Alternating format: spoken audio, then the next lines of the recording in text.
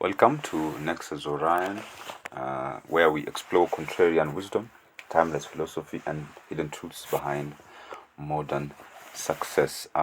This is the second episode, and in this episode, I would seek to argue out on the point whereby, on the title, The Big Corporate Lie, and why you should consider small companies.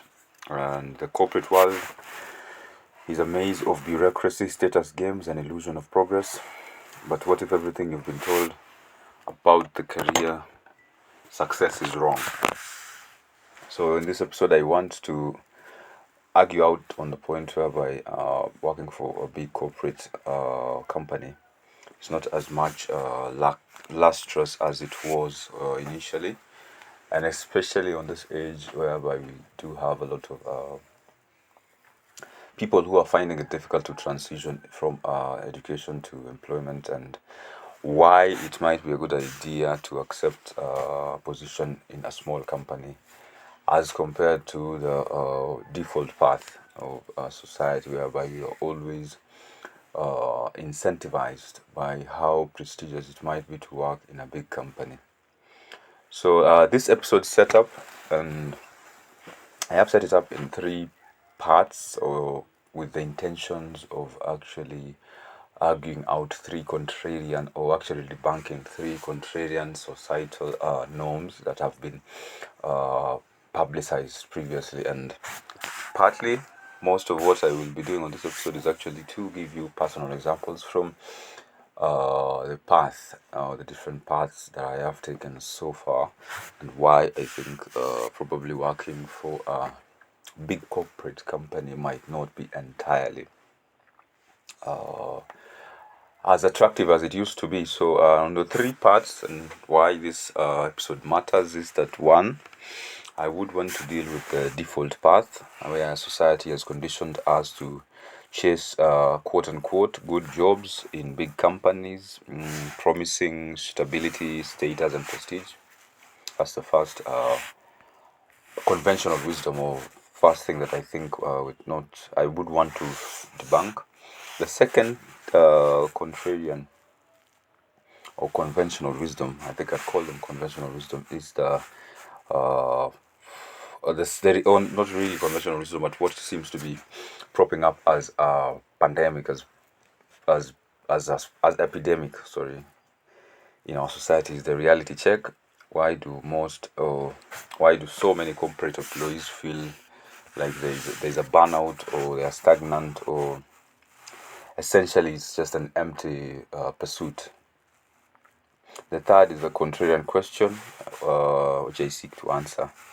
What if a small company, or even a starting something on your own, was better, faster, or a faster path to success? And I think that is what seems to be really my main agenda, especially for starting out this podcast, not only as a way for my creativity outlet, but necessarily as a way as well to have a way to express myself for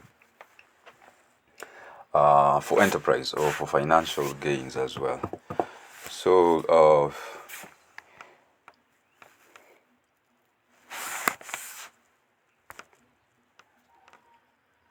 I think those are the three most prevalent contrarian and most publicized thoughts when it comes to companies, or working for big companies, because society actually forces us to believe that the only good jobs that are offered are those in big companies because of the status, the prestige, and all those signaling issues. And also, I think most of what is promoted in schools as well is the fact that if you work for a big company, then essentially you are on a sure path to success, which is quite proven to be an empty pursuit. And so I'd begin with the case against big corporates, why I personally think it might not be the best route. And this most comes from the fact that I've been working recently for a very big company, but essentially it has been proving to be quite counterintuitive to what what I knew getting into the job. First point, which I find that has been the most stressful, And why I think most people are not prepared for it is that the first, big companies have too much bureaucracy. Decision making is very slow, very rigid, and favors politics over merit. So most of the time, we find that a lot of these big companies are no longer pursuing success because they have this idealized thought that they are successful. So what is left is the politics, the bureaucracy, and all. Now it's becoming more social. It's becoming more of a social enterprise than an economic one. So when you get into the job, you find that a lot of things that you want to address, since you're bustling with a lot of ideas and you're just from school, so you think that you might be indispensable, but a lot of times you'll be hit by this brick wall, by this stone walling. Actually, might be a good word, whereby your ideas are taken, or your decisions, or the process, top down or up down, take time before they actually, which is a very frustrating thing, because you might tend to slowly and steadily slip into imposter syndrome, because you might think that your ideas are not are the problem, and essentially those are not the problem. Essentially what the problem is the bureaucratic sense of or the state of bureaucracy in the big companies. The second point why I think that big companies might not be the best starting off is because of the selection bias in hiring. Because large companies reward office politics over actual competence. So you might be best to do a particular task or best fit to do a particular job, but you won't get that opportunity simply because of selection biases in the hiring. And this is very prevalent because, especially in the current locality that I'm in, I don't want to mention it because I still want to have a few freedoms left. So there's a lot of selection biases. Large companies reward politics, office politics mostly, and you find that this is very strenuous because the amount of work that you do, however efficient and effective your work is, will always not be rewarded through merit. And find that a lot of people progress in their corporate ladder not because they are good at what they do, but they are good at talking about what they do. So there's a big difference between the two. So politics actually serves them most. So with you, you might actually be in a career where you actually are passionate about it, and in a career whereby you want to effect change, progress it, and progress yourself in it as well. But you might come across a lot of impediments because you're not really there politically, because you're just new to the game of the corporate game. So the third is because of that selection biases, there is idea suppression. Because once you are new once you are in as a new employee, you're full of ideas, but you'll only be shut down because of one prevalent theme or one prevalent statement that I've had more often than not. Because oftentimes the counter to what your new idea is this is not the way things are done. There is a very rigid system that has been put in place to suppress ideas, but not intentionally. I think it just develops as collateral for idea suppression. So you find that there are people who have been put in place for idea generation. So when they find that you are new and you want to come up with new ideas which seems to be better or seems to be challenging the status quo, they might actually intentionally or even unintentionally suppress your idea. So that's why I find it difficult to actually champion you working for a big corporate. So the fourth one, and I think I've talked about it previously in the first episode, status games versus wealth creation. Corporates prioritize ego-driven power struggles over actual innovation. So what most happens in the offices, in corporate environment, is not innovative work. What happens the most of the time is the games of ego. So people who have been in office want to actually perpetuate the image that they have built and cultivated. because for them that is what seems to have most reward than actually causing effect or actually moving the needle of what the vision, mission, and the objectives of the company are. So you find that most of what they are caught up in is status games, not wealth creation. It's very, it actually percolates to their character, and if you stay long enough, you'll see people who have been consumed wholesomely by that disease. I think I can call it disease or a maladjustment. So you find that there are a lot of people who are actually so obsessed by their image. So they've put so much ego into it, and most of the time they are not even playing the wealth game.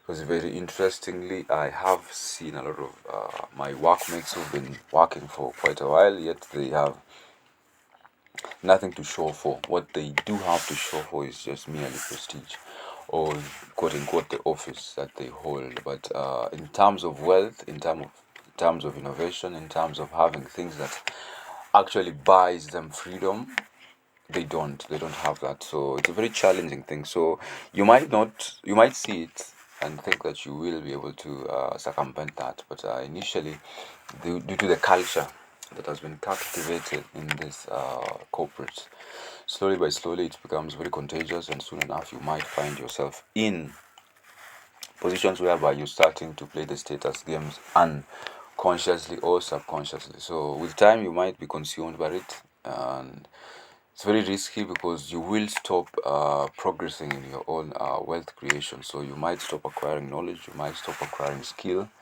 or networks or things that actually progress you to the main objective, which is wealth creation. So you should also be able to see that, and you find that a lot of people who have been able to rise through the corporate ladder have been playing these games of status.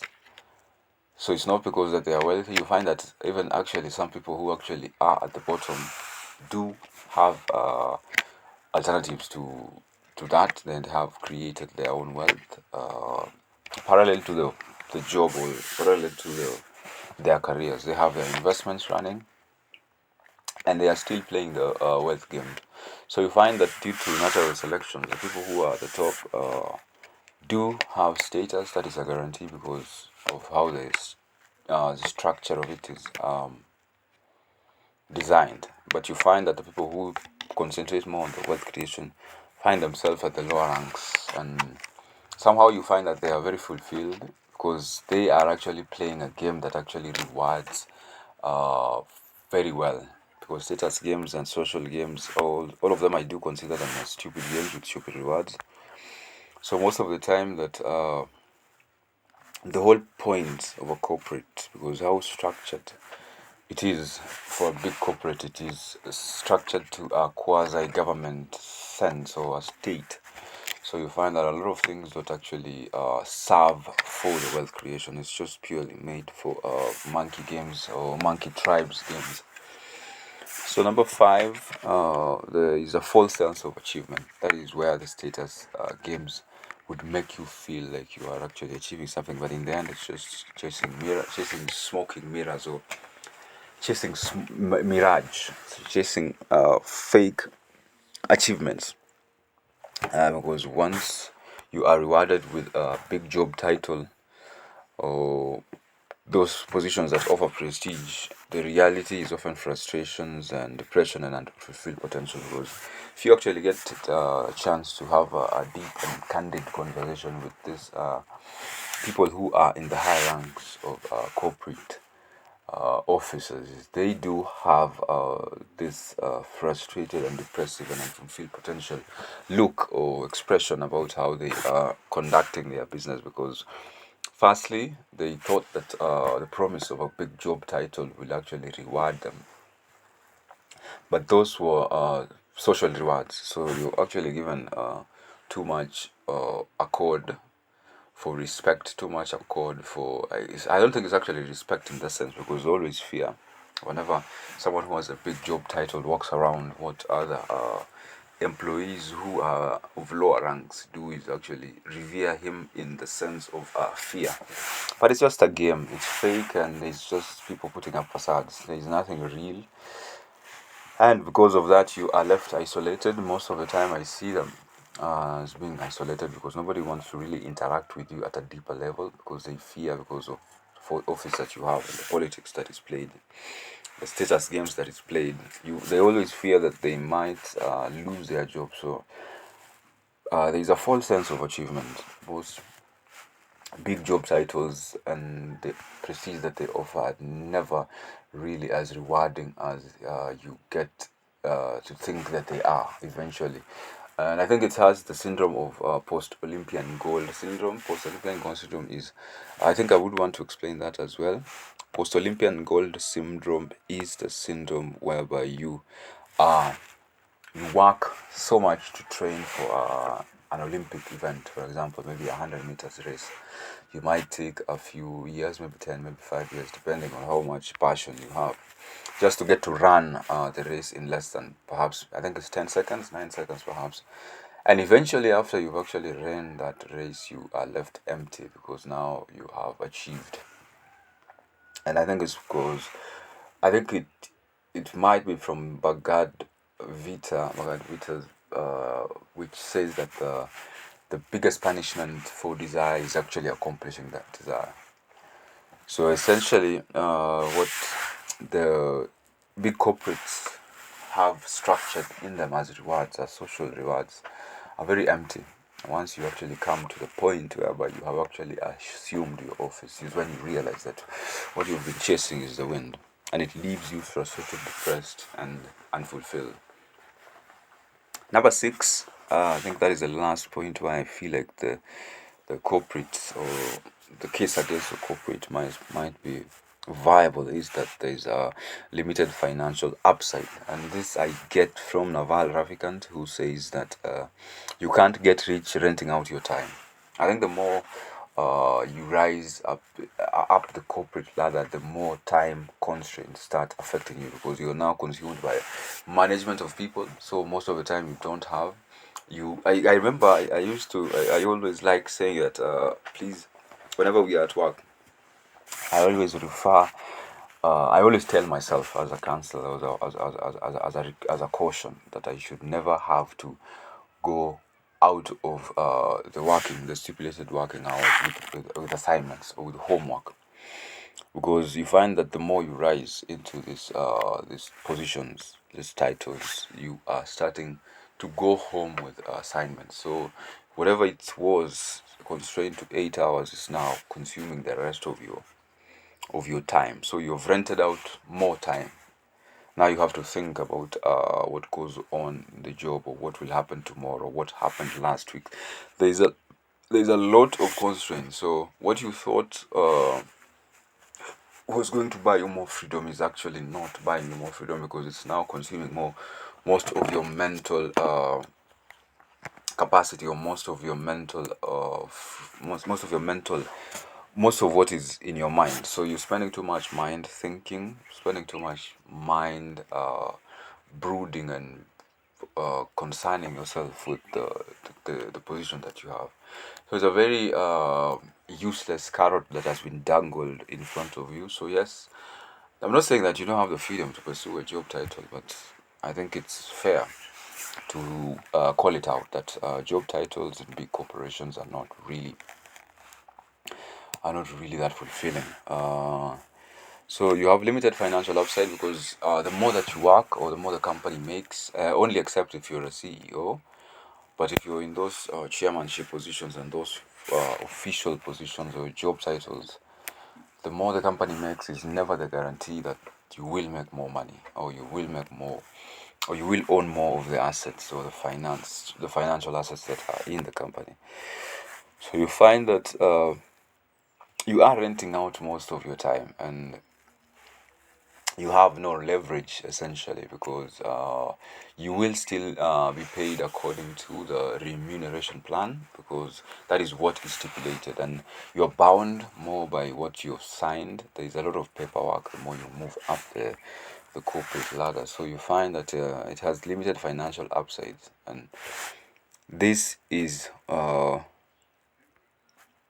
these are the six reasons why I feel like the corporate, or the big corporations, are not essentially as flowery as they were portrayed to be. Also, alternatively, I would also not consider big companies or big corporations as not good. So I would want to Stillman. I would like to present a Stillman argument why big corporates might also be good, depending on just for intellectual honesty. We also want to present strongest arguments for big companies, and this from a practical point of view, because I can't entirely claim that working for a big company hasn't had its upside. So number one is the training and experience. Big companies offer structured learning and mentorship that you won't get elsewhere, because they have policies, or they have cultures that have been tried and tested. And also for a big company, I think it's called the Lindy effect by Nassim Nicholas Talib.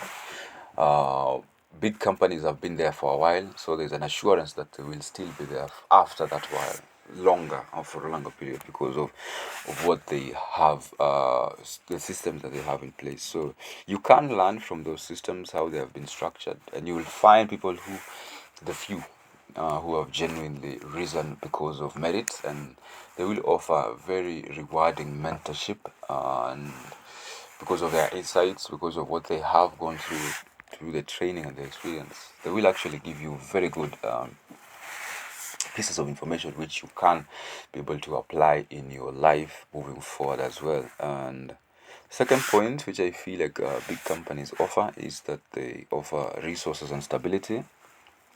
They provide security in the sense of a steady income and benefits which can be invaluable. And I think for an entry level as to the wealth creation game, you will always start by selling your skill or time, and to the point whereby you have sold enough to buy them back, buy your time, because essentially the biggest reward for wealth is buying your freedom, and mostly your freedom comes in the value of time.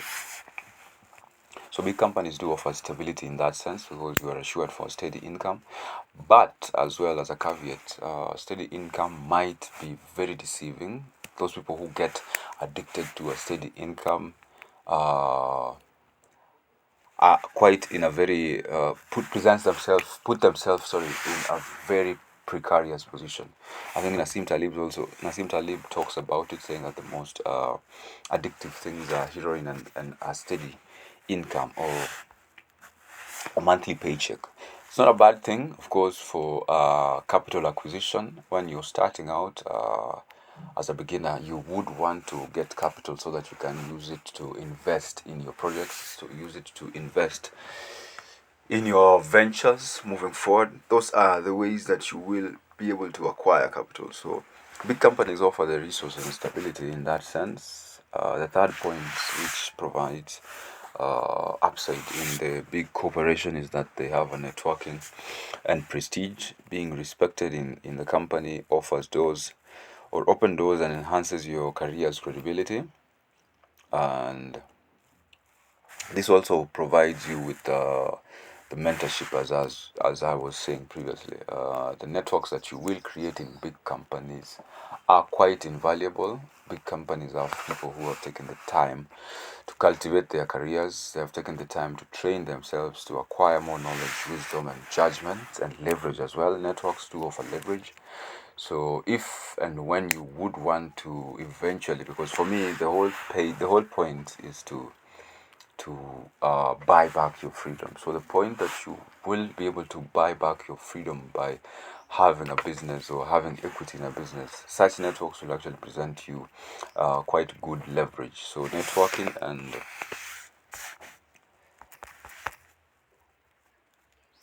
networking offers those leverage. So the fourth thing that I've seen as well in big companies that provide the upside, or might be good if you're seeking to work in a good company, in a big company. So they are complex problem solving. Some problems require large scale organizations. So they are provided by the big companies, because problems such as pharmaceutical problems, they cannot be solved in small companies. So, if you are in the pharmaceutical career space, I think you will want to benefit from that because they have institutions or micro or mini institutions that are stuck together to form the big corporation. Spaces such as aerospace, there's a lot of manufacturing spaces as well, which require big corporations. For example, for us locally, most of the manufacturing enterprises require complex and big corporations to solve those problems. So once you get into these spaces to work in big corporations, you might actually get to train yourself to see how these complex big problems are solved, and this will actually train you at an independent and at an individual level to actually see the moving parts towards solving a problem. And this might actually invoke your expansion of the mental models that you have, because what life essentially is a series of problem solving. So if you expose yourself to these corporations in the sense that you want to see how they are solving the big problems or the complex problems, and how different departments and institutions work together to solve objectively one issue, that will be of benefit. I think you will come out with a very good and a very critical thinking process, because it will involve that. That is majorly what moves forward this complex problem solving in big corporations. Number five, which is the final point that I think have seen as an upside to working in good corporations or big corporates, is that not all corporates are bad, of course. Some actually have cultivated meritocratic cultures and faster innovations, and you might profit from them, because when merit or meritocracy is used as a metric for measuring ways, or for measuring progress, becomes very fair, because you start really cultivating the fundamental and the most foundational aspects of wealth creation, or progressive living, or wholesome expression. So you find that some corporations will actually allow that and reward that, promote that wholesome and integrity filled movement, or sorry, integrity field achievements. So I think those are the five good arguments that I saw, or five experiences that I saw from why working for big corporations might be good. So they offer training and experience, their resources and their stability, networking, and their complex problem solving mechanisms, or systems. And they also, those with good meritocratic cultures and faster innovation are very rewarding at an individual level, at a company level, at an institutional level, at a social level. So if you find big companies that actually do tick those five boxes, you should consider them strongly. Fortunately, because of the prevalence of corruption in our institution, most of the few remaining companies which haven't passed the standards are very few. So you find that most of them are very frustrating. And that's why I think my standpoint is that I do not really advocate for people to, especially if you're beginning your career, to actually rush into the big company fallacy, because you will get frustrated. Oftentimes, once you are past the threshold and you're into the companies, when you start seeing these hydras, these seven-headed demons, and they will seep into your spirit and your soul, and you might become quite an angry, a bitter, resentful person, and the rewards that you gain from them are not really worth selling your soul for. So the case for small companies and the alternative paths. This is the case that I actually do want to preach. This is my standpoint. This is why I believe startups, as you would consider them in the tech space, or small companies, or even your own business, might be better. Of course, considering all the if you can access all the factors, or when you can access all the factors of production. Fortunately, right now you can, because code and media have become permissionless capital, so you can access those. But if your company still operates with the old model, the classical economies, whereby the factors of production are capital, land, and labor, you still want to accrue them. So that's why I was advising that big corporates, or working for big corporates, might present you with the opportunity to accrue capital, so that you might eventually transition to starting your own company, starting your own business. And so these are the cases, or the 5 cases as well, where I feel like small companies and the alternative paths are better for your pursuit eventually. If you can do them at the beginning, that is good. But if you can do them eventually, it's even better, because eventually you will have accrued the experience and expertise and the networks from the big company. So number one is that small company have direct impact, because at a small company, your contributions matter and you can shape the business. So whatever idea that you had initially that was being blocked by the bureaucratic system that existed in big companies, right now can be fast forwarded and can be implemented in a small company, and they have direct impact because your input and your output are correlated. And especially if it is your small company or small business, you will be able to see the rewards or the losses or the lack of rewards, depending on the contribution. So yes, your contribution matters, and there's a direct impact. There is no filter, there is no walls, there are no spaces where you have to circumnavigate so that you can get through. So that's the import. That's the advantage of a small company. So you can actually do your experimentation. You can actually be able to go through the itinerary of ideas that you have faster, so that you can see what works and what doesn't work. There is a naive thought in a big corporation. I have seen that most of the people who work in big corporations suffer from the disease of King Midas's touch. They think that everything that they touch turns to gold, because most of the downside has been taken care of because of how big the company is. It's too big, so you can't actually see the cracks that are caused due to poor decision making. Only except when the house falls down. So number two, working for a small company has this benefit whereby you will experience faster learning and growth, because you wear multiple hats. So you wear multiple hats, which accelerates skill building.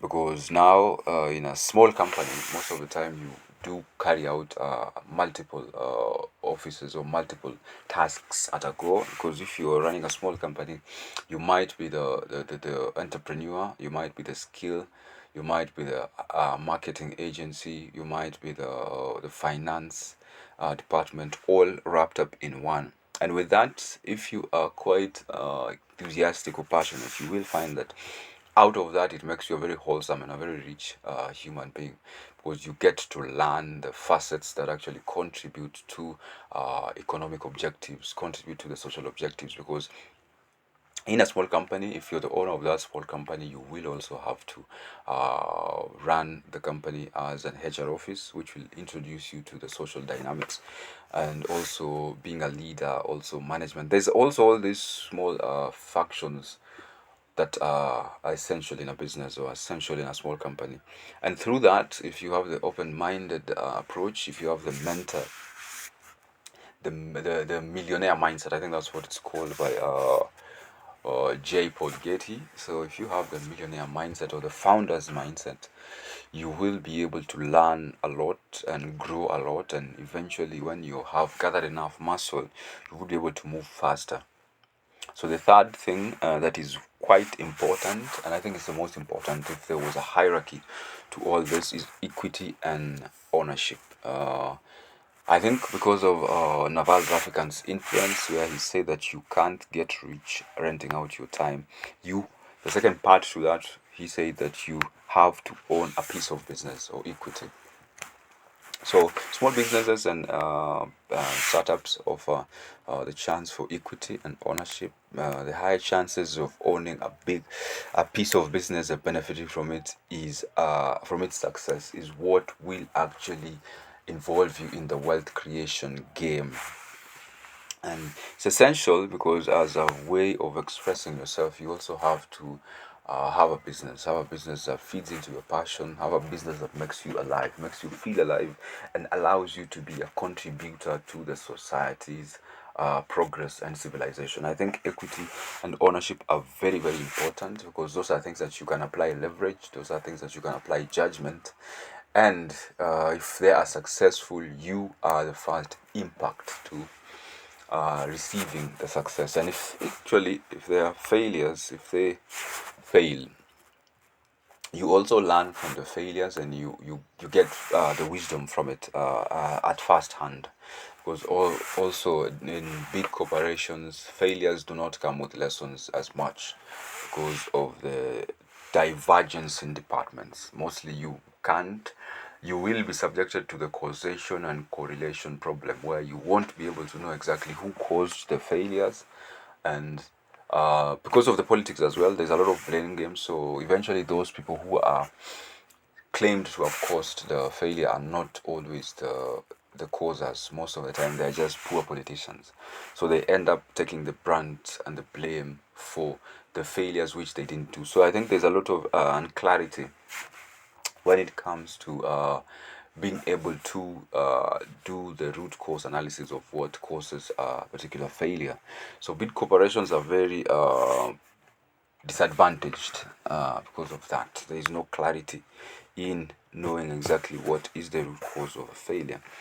So number three is the equity and ownership. That's an upside for having a small business. The fourth is there's a close mentorship. If you're working for a small company, so most of the time the size of employees is not really that big, so you get the direct access to the founders and the CEOs and the decision makers. So this actually informs, helps you by giving you an access to their thought process, to how they came to such conclusions. This is very good because it's very interactive in that sense. So you will be able to know what is worth repeating, what is not worth repeating. And with that mentorship, you will get to also have to ask questions which will be able to help you apply the wisdom you gain from the mentorship, because it reduces the impediment caused by politics, which and the bureaucracies and the fear factors which are in big corporations. So small companies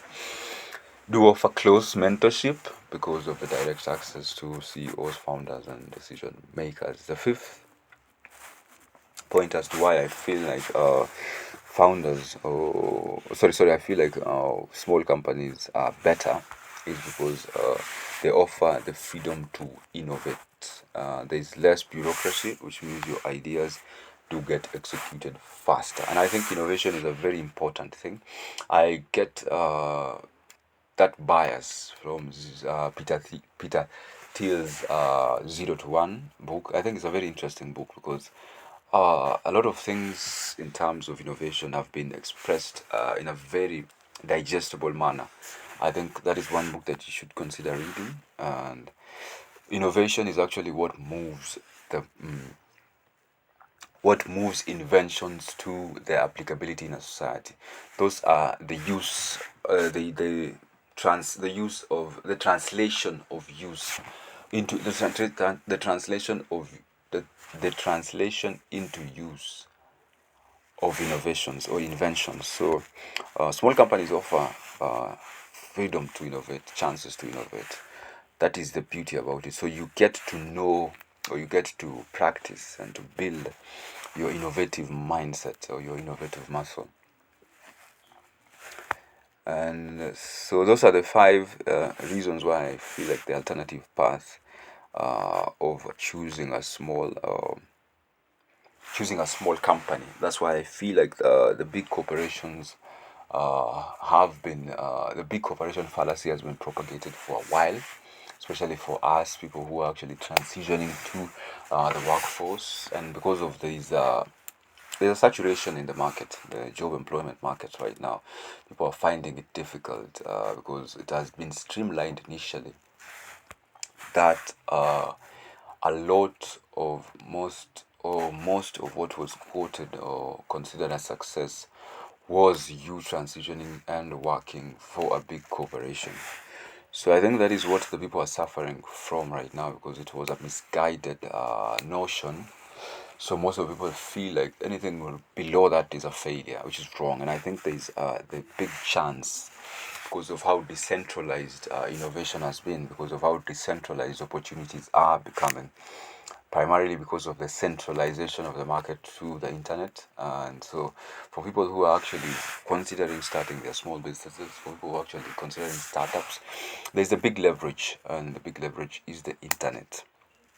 So you get to use such resources. The world is changing. I think the economical systems have changed as well, regardless of the fact that because of the context of Africa, we are still stuck up in the industrial era because most of what presents themselves as opportunities for labor are industrial opportunities.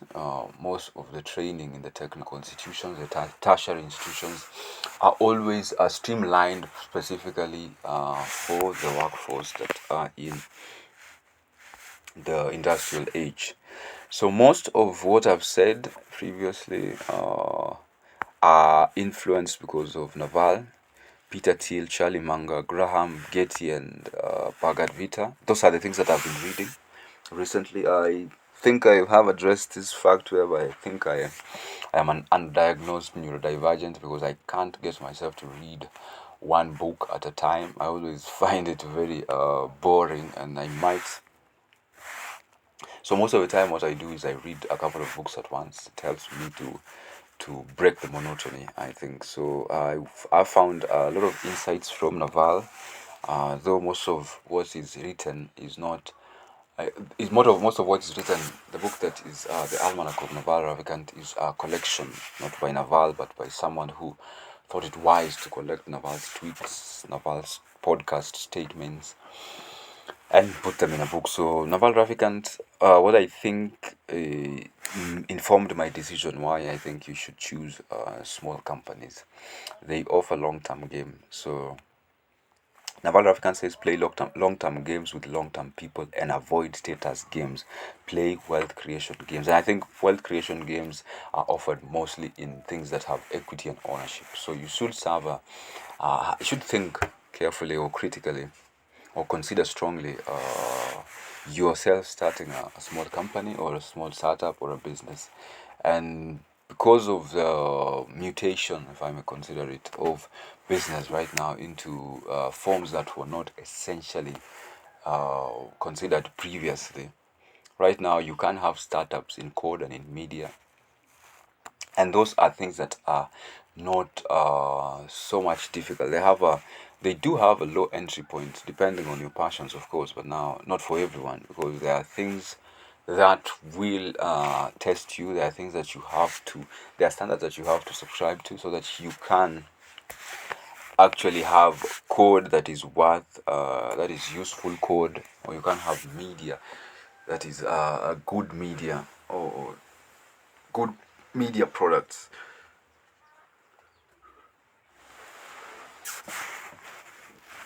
So Peter Thiel as well says competition is for losers. In big corporations, you compete in zero-sum internal battles, and that is true. Competition is actually a distraction because once you start competing, you start playing games, start playing status games, and competition is actually ruins authenticity. So once you start getting into the competition, you find that there's a lot of mimicry, there's a lot of benchmarking because you're thinking that you need to out compete your competitor. I'm sorry for using for being redundant, sounding redundant, but that is why. So there's a lot of competition, intrapersonal and interpersonal competition in big corporations. So you find that you progress, which was initially linear, is muddled into a very zero sum internal battle type of thing. Charlie Munger says that invert, always invert. If you want to avoid regret, do not chase stability, chase leverage. So I think that is another thing. Small companies, startups, or your own initiatives provide leverage because you can exact because you can use multipliers, and these leverages come from judgment. Because you have gone through a lot of ideas, executing them faster. You have failed, you have succeeded in some, so you actually know what set of resources or skills that you have. These are your leverage, and this will have a 10x or a 100x impact eventually while you play the long term game. One of the most influential readers, and I think I will be able to mention his book that I'm currently reading, is Paul Graham. Paul Graham wrote a very simplistic but very profound book called Hackers and Painters. I think it actually reduces what is in the programming space or what is in the tech space into a very digestible and a very easy to understand and quick read. So what he says is that big companies are gradually boiling water, are like gradually boiling water. You may not notice you're stagnating until it's too late. Yeah, I think that's it, because I saw a lot. I think I've had conversations with a lot of people who are edging towards their retirement, and a lot of times you see that they are not accomplished, and it's a very sad thing because for them they actually procrastinated wealth games and they decided to play the status games, but it dawns now on them that what had or what should have had the highest impact was the status no sorry was the wealth games. So it's too late for them because they are actually starting to feel the anxiety of being left behind. So that is what Paul Graham says. J. Paul Getty in How to Get Rich. It's a very simplistic book as well. It's a very simple book, but it's very profound because he actually gives you very practical wisdom. Essentially, because what he did in his oil industry days was more practical, more of practice. Because so he says that you must be in business for yourself or you will never be rich. That is it. I think still hits on the point, still supports the point on having equity and ownership in a business, because those are your leverage. So if you're not in business for yourself, if you're working for somebody else, so by default, what you're chasing is someone else's vision, someone else's freedom, someone else's objectives. Yes, they will attain it, but unfortunately, you will only be paid a very tiny, small cut of what the whole gain or success presented. And I think one of the most spiritual books that I've been reading as well is the Bhagavad Gita, and it's a very interesting book because it actually helps you go under the hood and fix your spirituality in a very practical sense. It's a very rational, as Naval Ravikant would call it. It's a book that addresses rational Buddhism. So in 1847, or in verse, I don't know if it's called verse or does it have the biblical reference, but it's 1847. It says it's better to do your own work, even if it's imperfect, than to do another's work very well or perfectly.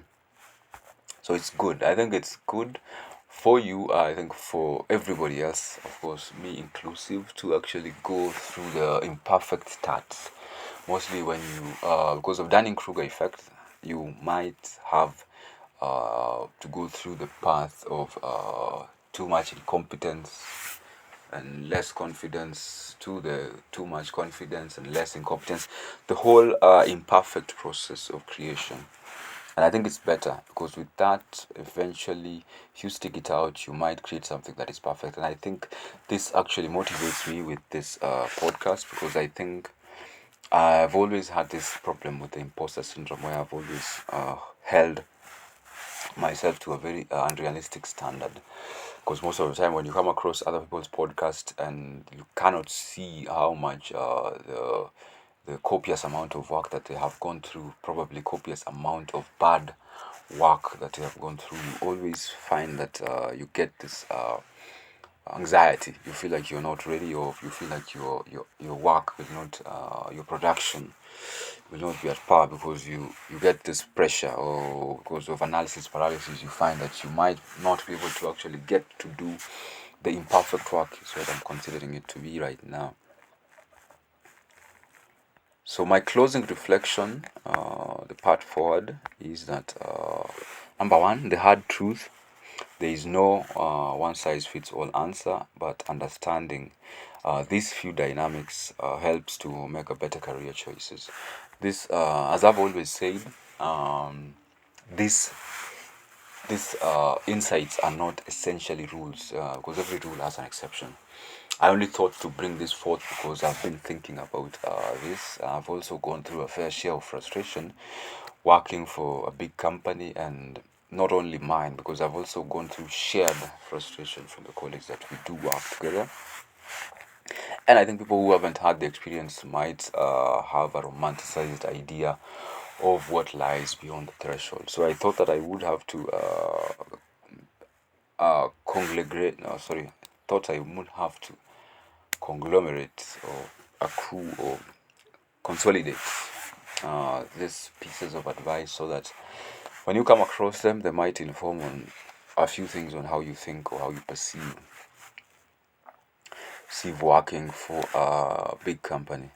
So my actionable takeaways, I always like leaving actionable takeaways so that you can be able to apply, not simply just listen to these pieces of advice purely for mental masturbation, but you can also be able to put them into practice.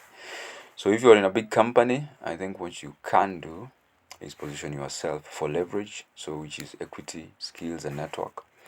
So you'll be able to know if you can buy a piece of ownership in that company. That is great, because now you will be able to have the impact that you gain from your inputs. Your outputs and inputs will start be able to be in a balance. So you should also be able to position yourself for skills. If you're a mechanic, if you're an electrician, if you are a marketer, however position that you're in, an accountant, you should be able to apply and gain skills, because you have been given an opportunity to. I can consider it risk someone else's capital, so gain the skills that you can, because eventually, once you get out and start a small company, those skills would be indispensable, because you will be confident to do what is should be done to put yourself in a leverageable position.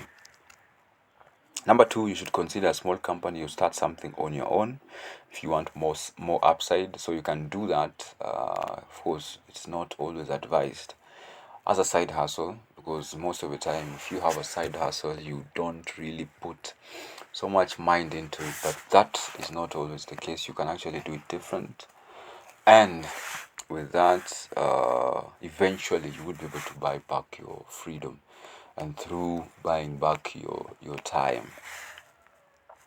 So another thing that you should consider, I think I've preached this in the previous episode, and I will continue preaching it, because I think it has intoxicated a lot of relations, a lot of perspectives as to how people relate and how people play these games. Is that do not just chase job titles, chase things that have real impact. I think status games have become quite a pandemic or an epidemic right now, such that to the point that we have detached ourselves from what are real rewards. So we keep playing the stupid games for stupid rewards, and it's very chaotic, and it's very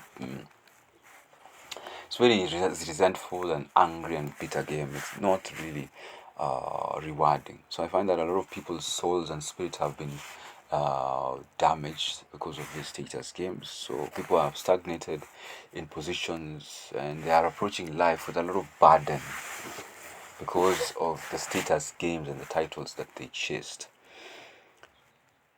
So I think I don't want to take more of your time. I wanted to keep this episode under 1 hour, because I'm still finding time to carve out so that I might start recording more of this.